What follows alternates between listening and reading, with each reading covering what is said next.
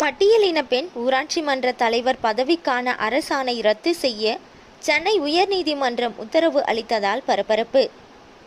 திருப்பத்தூர் மாவட்டம் மாதனூர் அடுத்த நாக்கியநேரி ஊராட்சியில் கடந்த 2 வருடங்களுக்கு முன்பு நடந்து முடிந்த உள்ளாட்சி தேர்தலில் அந்த பகுதியை சார்ந்த பட்டியலின பெண்ணுக்காக ஒதுக்கப்பட்ட இடத்தை அதே பகுதியை சார்ந்த இந்துமதி பாண்டியன் என்பவர் தேர்தலில் போட்டியிட மனு அளித்ததை தொடர்ந்து வேறு யாரும் போட்டியிடாத நிலையில் போட்டியின்றி வெற்றி பெற்றதாக தேர்தல் முடிவுகள் வெளியானது. அதே பகுதியை சார்ந்த முன்னாள் ஊராட்சி மன்ற தலைவர் சிவகுமார், வார்டு உறுப்பினர் செல்வராஜ் ஆகியோர் சென்னை உயர்நீதிமன்றத்தில் நாக்கியநேரி ஊராட்சியில் பட்டியலினத்தை சார்ந்த ஒரு குடும்பம் கூட இல்லாத நிலையில் நாக்கியநேரி ஊராட்சி மன்ற பதவி பட்டியல் இளம்பெண்ணிற்கு ஒதுக்கப்பட்டுள்ளது என வழக்கு தொடுத்தார்.